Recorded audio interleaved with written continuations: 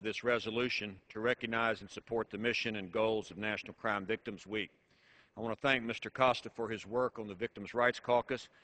California, from where he comes, is a state that's started the victims' rights movement. While Mr. Costa was in the California legislature, he presented and sponsored the 3 strikes law and also victim notification in that state.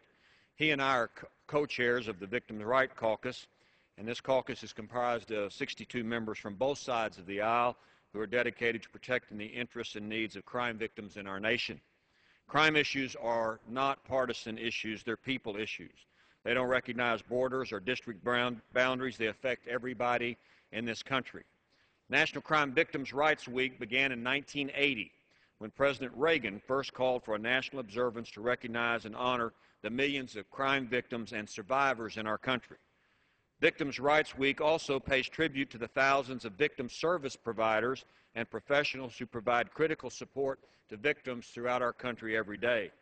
The theme of this year's National Crime Victims' Rights Week is Crime Victims' Rights, Fairness, Dignity, Respect. Mr. Speaker, crime touches all of us and all of our friends and all of our neighbors. It happens in every state and every district. It has many forms. In 2008, 21 million crimes were committed in the United States.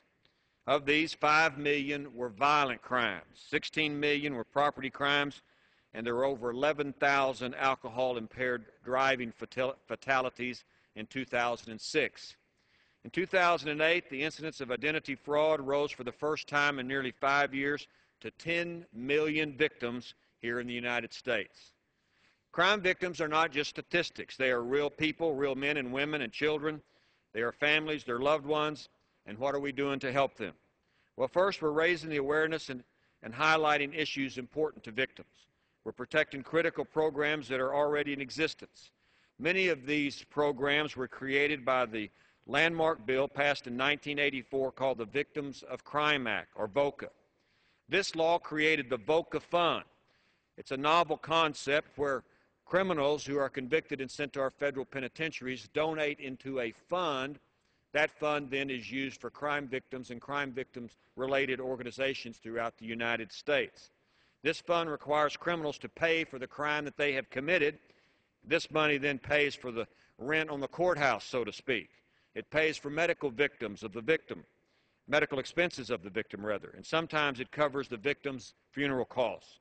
This is money that is funded solely by criminals. It's not taxpayer money, and the money should be always used for victims of crime. VOCA is the only federal fund that caters to the needs of victims. Each year, over 4,400 agencies, 10,000 victim assistance programs, and about 4 million victims receive support and financial compensation from this fund whose coffers are filled by criminals who are sent to our penitentiaries.